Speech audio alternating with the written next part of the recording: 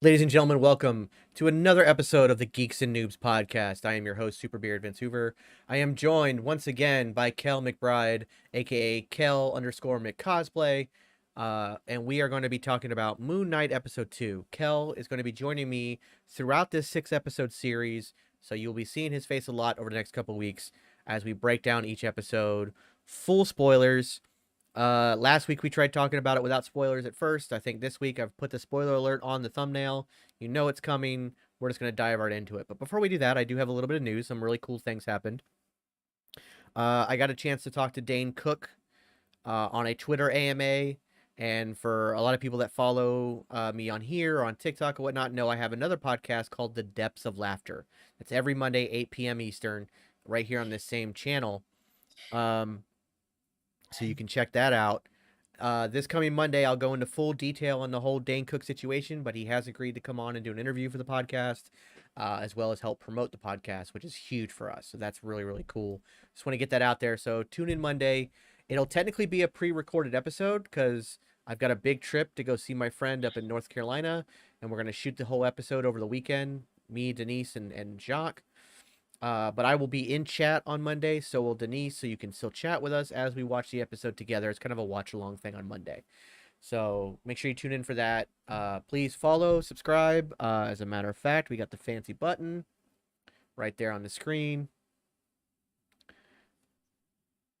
And it's done. Okay, perfect.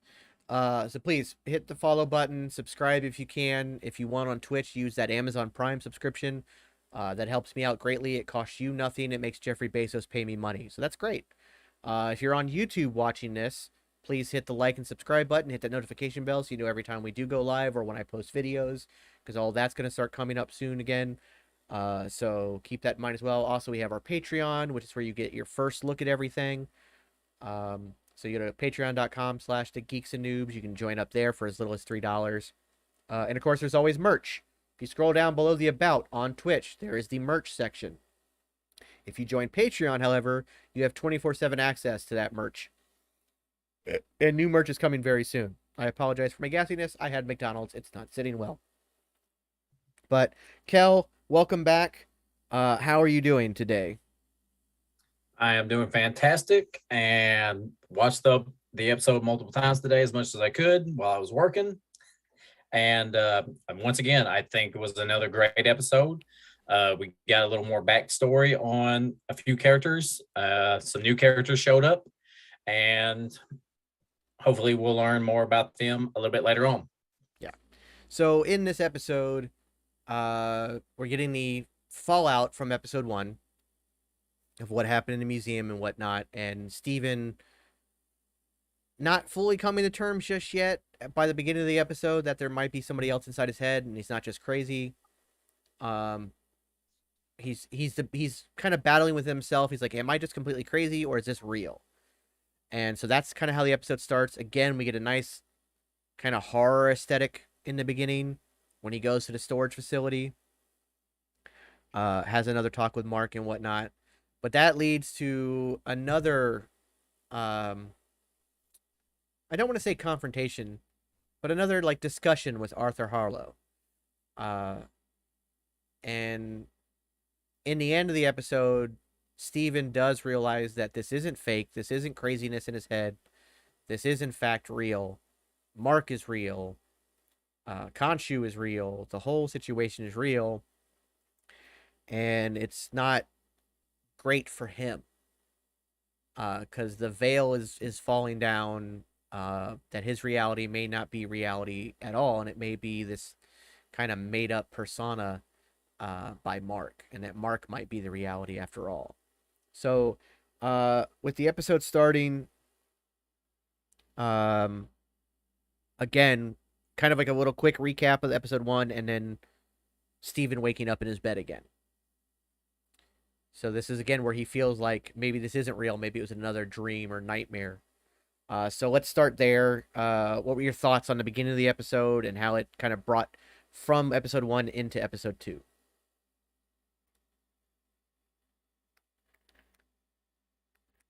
Also, real quick, just in case anybody notices, Kel's in a, there's a lot of storms going through the whole southeast right now. So if our internet's a little dodgy, I do apologize. We will do our best to work with that and work through it. So you might see us, one of us or both of us, freeze up for a couple seconds.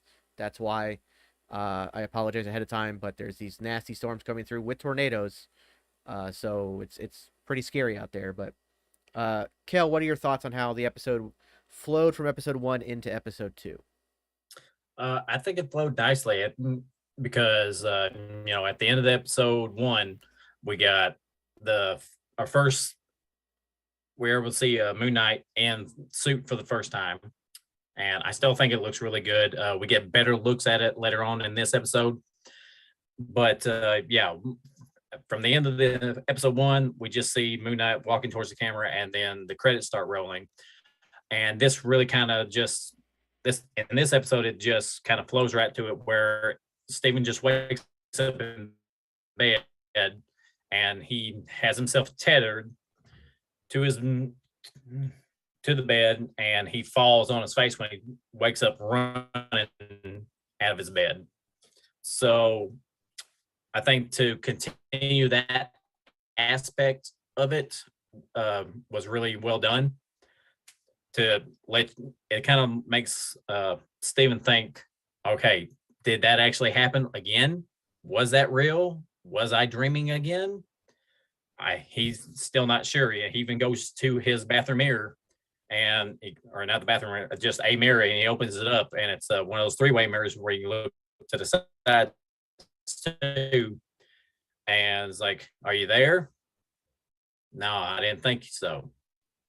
And just looks at another angle of himself, like he's still trying to figure everything out. So I thought the way the episode opened was really well done. Was this real? Yeah, absolutely. And if I didn't mention it before, obviously spoilers for episode 2. It's on the thumbnail. It's in the description. So if you couldn't figure it out, but yeah, we're just gonna jump right into spoilers. No sense pussyfooting around the whole thing. We're just gonna jump right into it. I think one of the other things that kind of helped Steven feel like he was going crazy was when he got to the museum.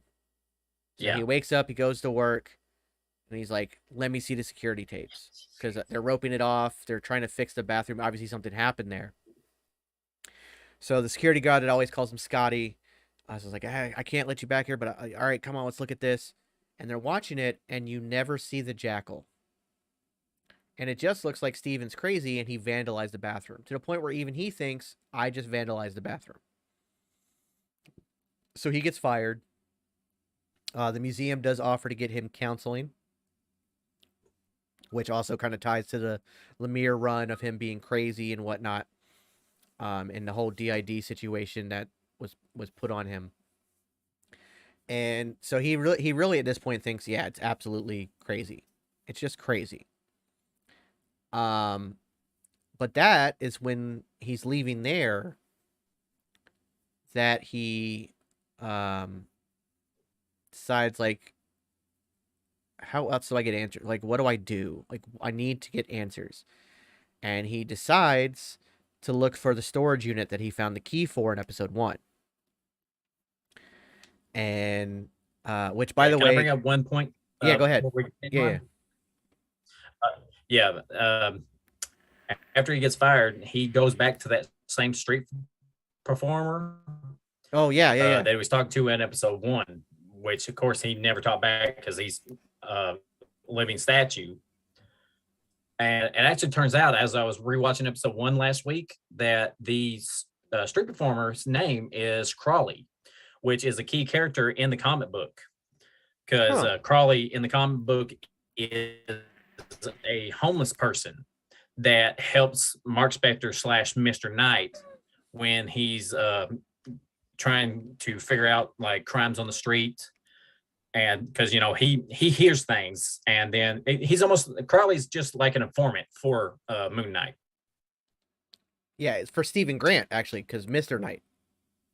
Yeah, or no, isn't he in there? Isn't he an informant Mr. for Knight? Jake? Is he for Jake? Is he Jake Lockley's informant, or was he Stephen Grant? It's a little bit all of them. Yeah, I think maybe he just realized. Depends. I think Crowley knows that Mark is all of them. Like, I think that for him, I think with Crowley, it's like he understands that Jake is a an alias to get lower life stuff, and it's Steven as an alias for the whole movie producer thing, which we're gonna dive into that. Right. Um, but so he goes to what ends up being the fifth location of that storage unit because it's like a chain of storage units, and the guy recognizes his face and takes him to the locker. Now on the locker, it's number 43, and there's a QR code. If you scan that QR code, it sends you to Marvel.com, and you get a free Moon Knight comic, and it's going to be a different one each week. And Nice. this week, it is his first appearance in Werewolf by Night. And it says that it will be comics that inspired the series. So that is something to keep in mind that each week to go check out. So go back, scan that QR code, it'll take you there. So that's pretty cool. So he gets in the locker, of course, again, reflective surfaces everywhere. So he's seen Mark and they're having a whole conversation. He finds the Scarab in the bag after finding a gun and a passport. It says Mark Spector because he only knew Mark. He didn't know the last name at the time. And he's telling us, like, look, just lay down because there's a cot in the storage unit too. He's like, just lay down. Let me take control. I've got one last job. Let me do it. You'll never have to hear from me again. And Steven's like, nope. I'm turning this over to authorities. I'm turning myself in. This is crazy. Because there's all kinds of like different currencies from different countries in the bag. And like I said, the Beretta's in there. And the Scarab, which he picks it up and it comes up and flies up and moves around. It's a compass. And we find out what it's a compass for later on. And that is when we are introduced. So when he leaves there, it's when we're introduced to Layla.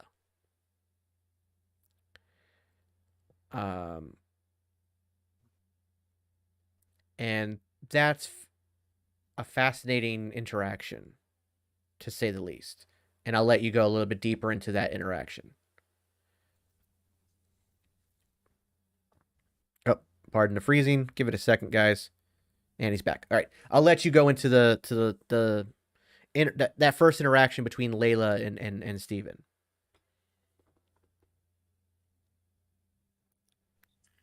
Yeah, when Steven tells Mark that he's going to take his bag that he finds the passports in and everything and the Scarab to the police, and so he'll get locked up and get medication to get better, so we'll never have to see him again. He leaves the storage unit.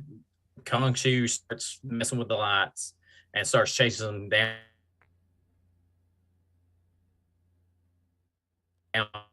in the storage unit scene. I mean, you can only see Kung Shu like every few times the lights flickered, and he meets up with Kung Shu and turns around, and Kung Shu tells him something I can't remember. Like I can't remember, but anyway, he runs out of the storage unit and falls into the street, and Layla actually almost runs him over on a scooter, and she recognizes him, says, "I finally found you, Mark," and he's like, Steven's being confused, is like, Layla? And so he gets on her scooter and she starts talking like she's talking to Mark. Steven has no idea what's going on. He's trying to explain, but Layla's not believing him. And look, and he finally tells her, look, I can try to explain everything, but we got to go back to my apartment.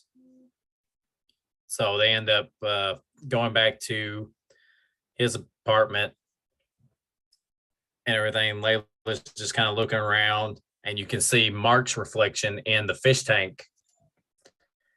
And oops, sorry, but Mark says to Steven, you shouldn't have brought her here. She doesn't need to know any of this. And Mark's just like, I just want to get my life back.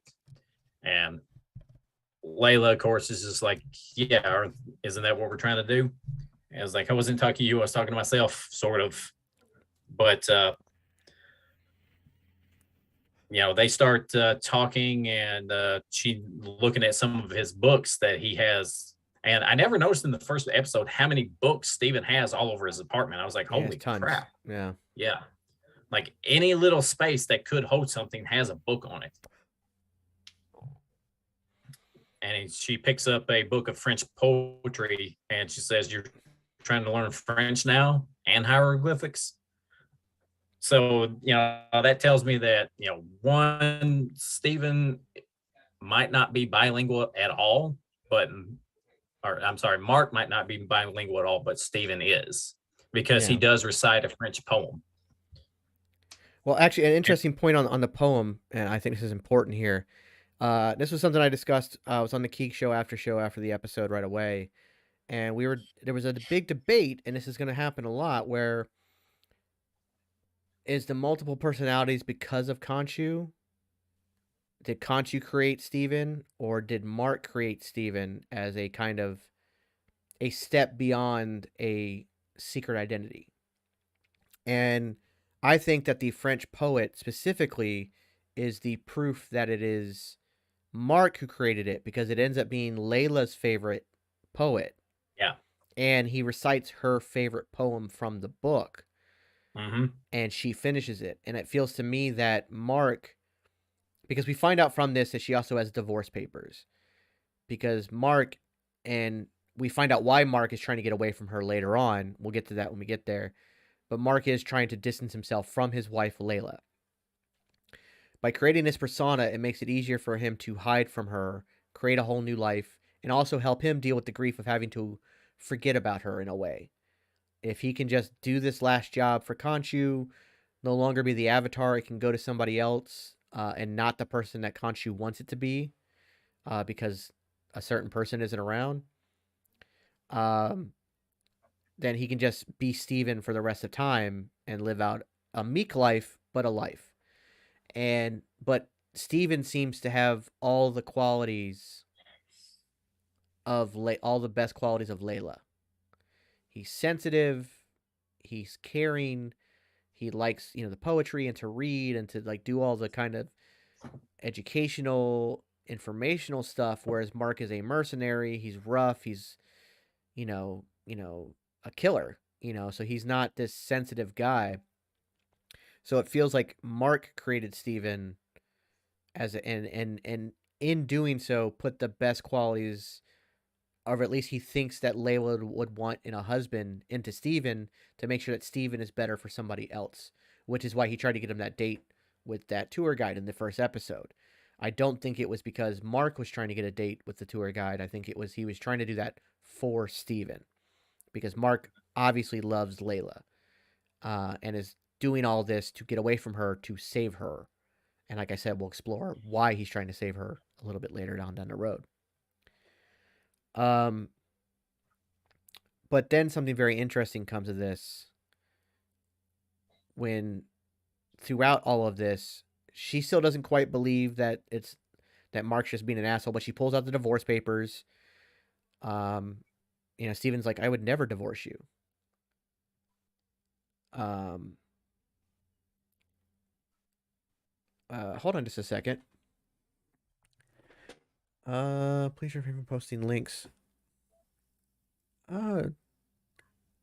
Nelson, sorry, it said you tried to post a link. I don't know what that's about. Plus, you're also on my followers list, so you should have been able, if you were trying to post a link, type out what you were trying to type out, and just don't make it a link. If you're trying to type a link out, just type it out as like, type out the word dot, just put .com or whatever it is, and type it out that way. So I apologize for you getting timed out there. I now have a Streamlabs moderator, but it's a computer moderator, so it's a little fickle. So I apologize about that. But yeah, it might have been when you were, what also happens is sometimes people will type stuff and they'll put a period at a sentence and then forget to space, and the computer thinks it's a link.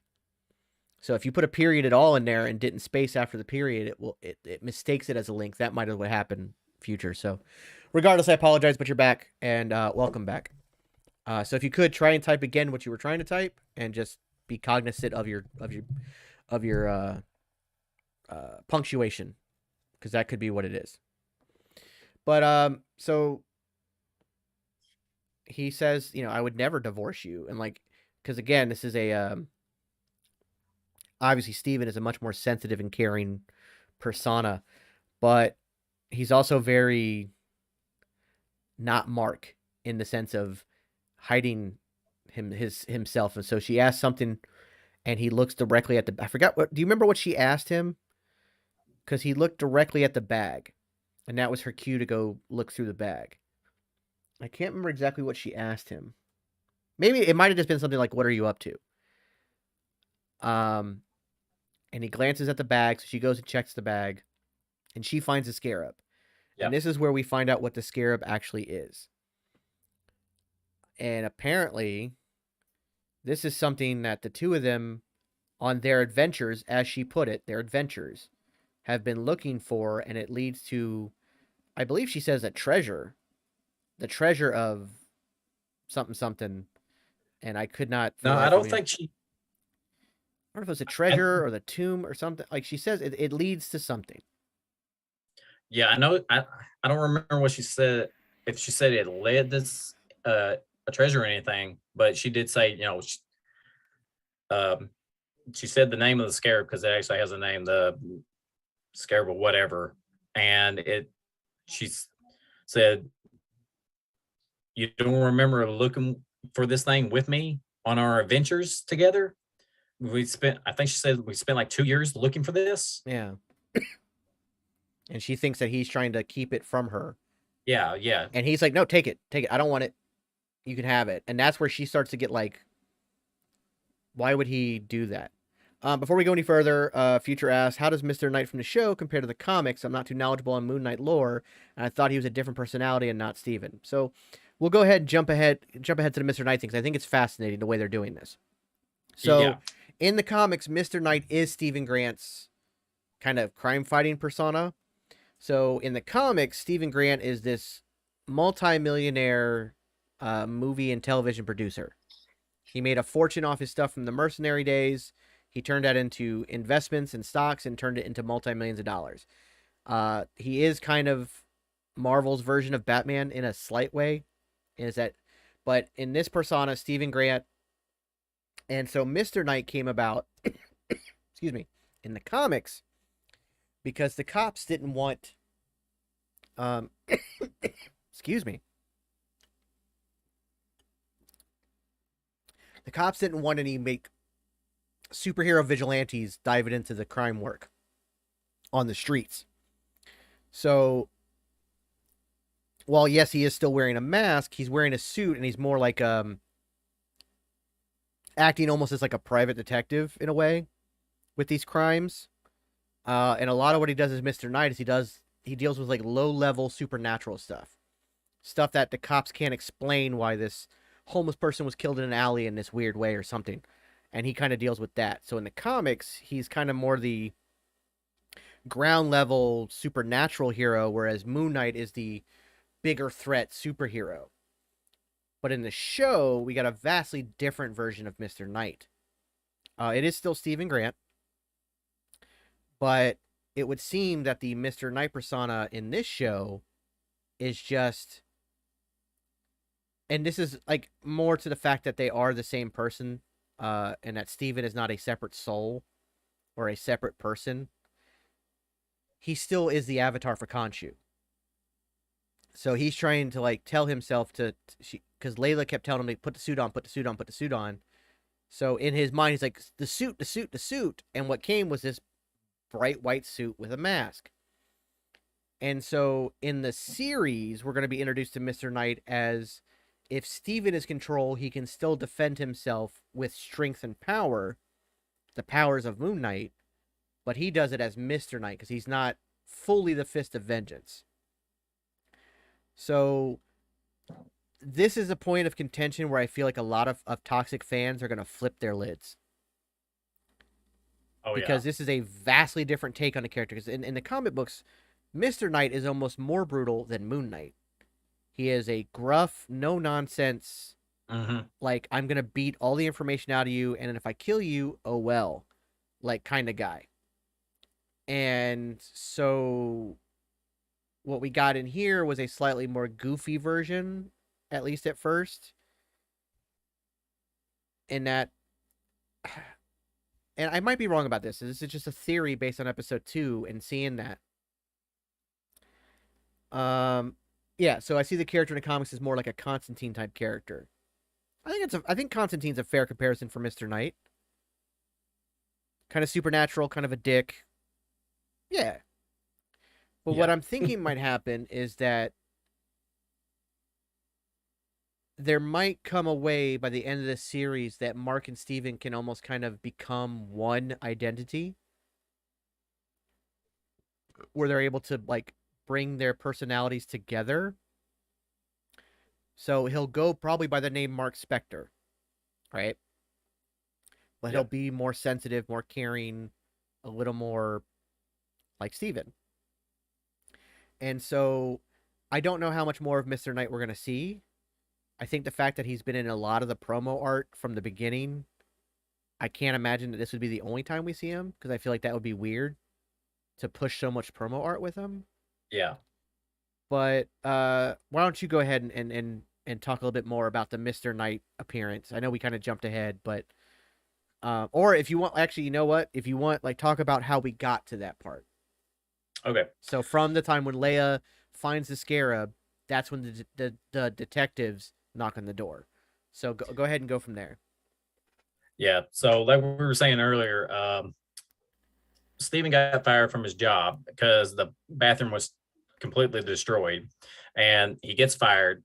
And the I guess the administrator of the museum was talking to him a little bit throughout the episode, or for a little bit there, and said there weren't going to press charges against him, but he does have to, you know, pay in installments to have the bathroom repaired.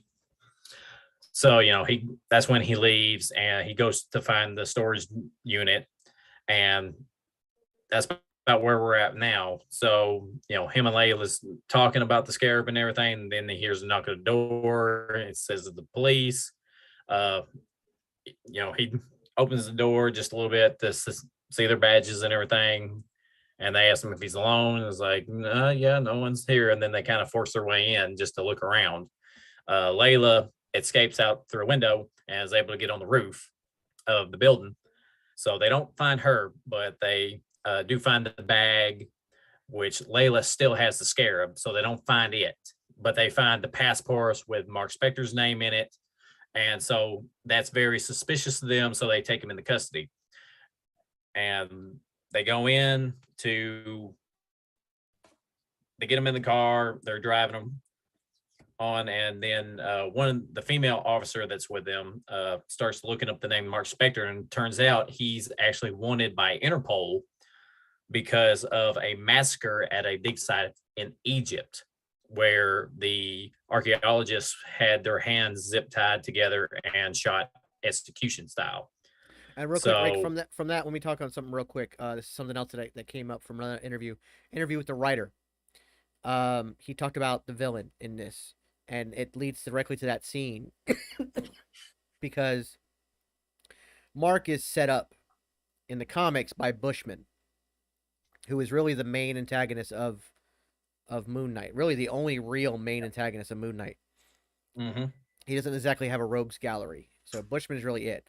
And there is, when Moon Knight became more of a brutal character, similar to like Punisher but with powers, he cuts Bushman's face off.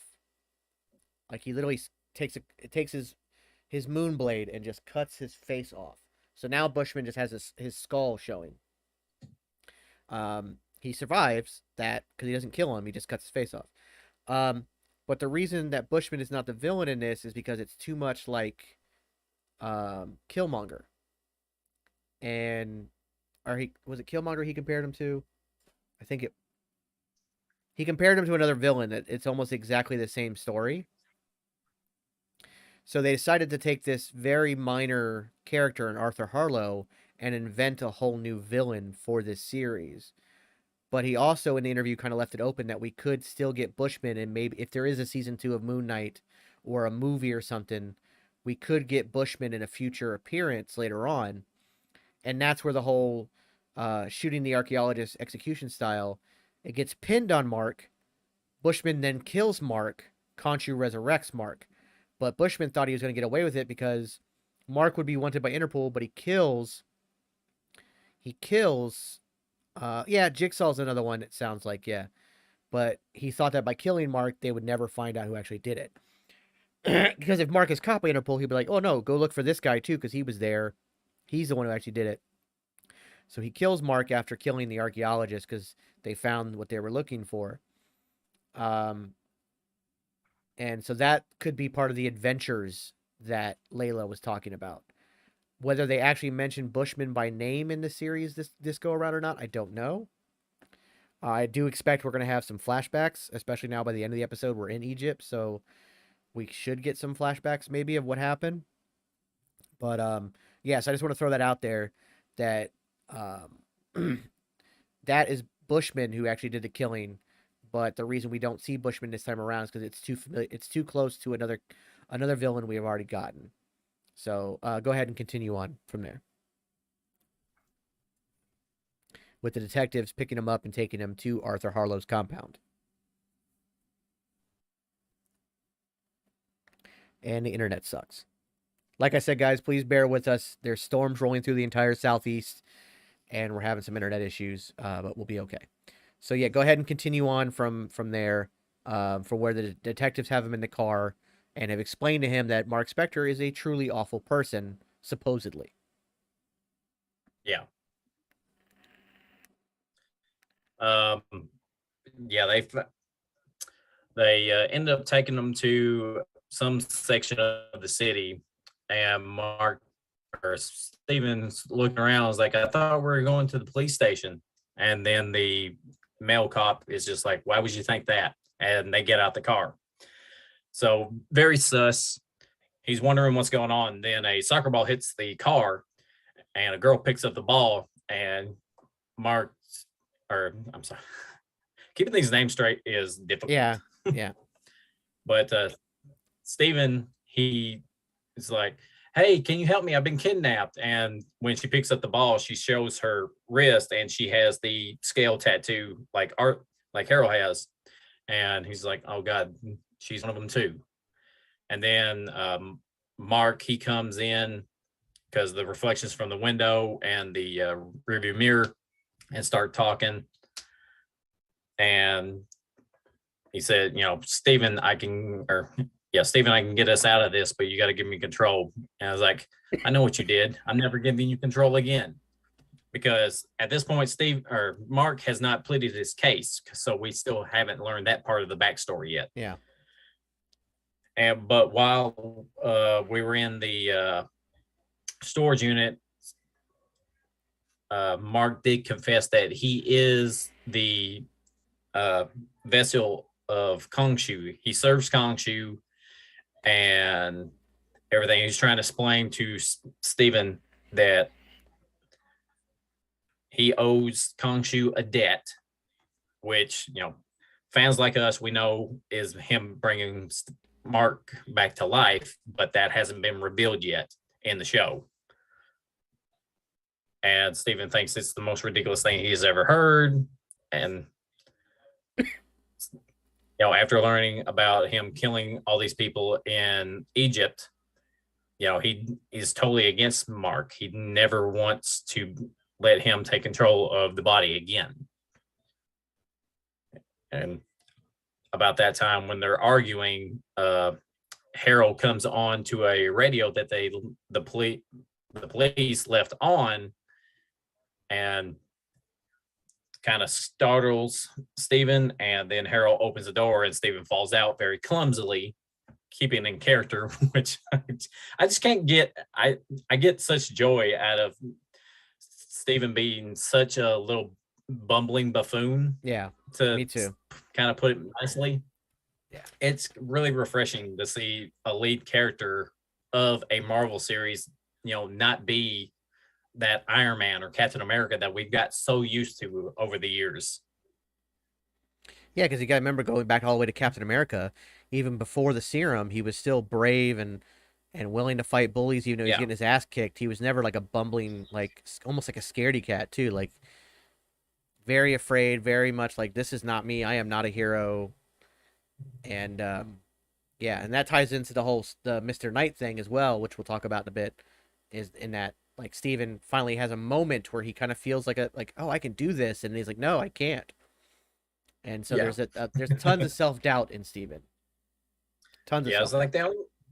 the only character that you could probably really compare Stephen Grant to would be Tom Holland, Peter Parker, where he's like stumbling and he messes up, but at the same time you can say, well, Peter is a kid; he's still young, so he doesn't exactly know. And that, but Stephen being much older than Peter Parker would be in the MCU at this point in time, but it's still just really funny, and it brings me a cheap little laugh. Oh, by the way, like real quick, I'll throw this out there too. Marvel also confirmed timeline wise, this takes place after Hawkeye.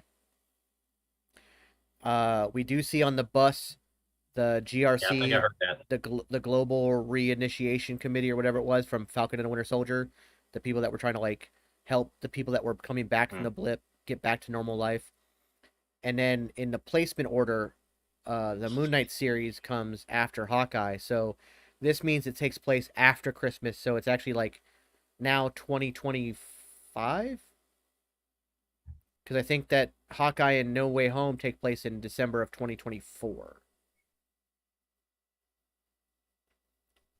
if I'm correct. Because I know like WandaVision and like Endgame is 2023. WandaVision I think flows from 2023 into 2024, and I think that like Falcon and the Winter Soldier is like spring to summer of 2024, and then Hawkeye is like or Spider Man is like roughly around like uh well because I don't know, he's graduate, I don't know, it's weird timing, but like it ends with him swinging through Christmas. So I believe that's 2024, same as Hawkeye, December 2024. So I believe this is actually taking place in like early 2025. So we have that going as well. Yeah. So yeah, Harrow takes the handcuffs off Steven and we actually get a lot from Harrow in this episode Yeah, because he do knows we? that he yeah, we find he Harrow kind of tells us that he knows that Steven is an avatar of Khonshu because he tells Mark you don't have to do what he says, and that's when Khonshu appears to Steven, and the wind picks up. It does seem that Khonshu has some telekinetic powers almost, or kind of like a He has some effect on the real world, but not enough to he actually do raised the anything. winds, like he when he gets upset, Yeah, he has some and effect on the real world, but you not can enough. go knock over things. But he can't It's affect almost kind of people like uh, like a poltergeist. yeah, he can't affect people. Yeah, he's able Yeah, to like move stuff around the house, but he like can't actually. Patrick Swayze in Ghost. That's Yeah, yeah, yeah, yeah. that's what Yeah, I was he's like looking he's for. like a spirit. He's stuck. If he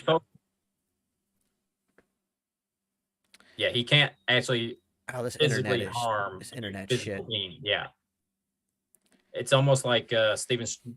He can slightly get out of the etheric realm, like Doctor Strange, just a tiny bit, but he can't make physical contact with people. Here's what I'm gonna do. I hate to do this because we're getting into the juicy bits of the episode, but this internet thing is getting worse. I'm freezing, you're freezing. We're gonna go ahead and call the episode early today. We will next week come back. Hopefully, all the storms and everything have passed, and we'll have a better connection. We'll dive deeper into episode 2 next week, as well as dive into episode 3. Um, but yeah, I'm gonna go ahead and wrap this up because this freezing is getting bad. We're not, we're losing both of each other. So, sorry everybody watching. But I promise you next week we will dive deeper into episode 2, as well as episode 3. Also, if you can, I'll throw it out there real quick. Please make sure you like the Depths of Laughter podcast every Monday. Make sure you come and tune in for that. We appreciate everybody's input there as well. Keep an eye out on more things coming up. I've got some things coming up on this weekend trip. So, uh, Yeah, so we're gonna go ahead and call it now, and next week we'll dive deeper into episode 2, as well as going a deep dive into episode 3. And like I said, hopefully all these storms will pass so that we're not having all this jumping around and stuff with the internet. So, uh, sorry guys, but thank you guys for tuning in when you did, and we will see you guys next week.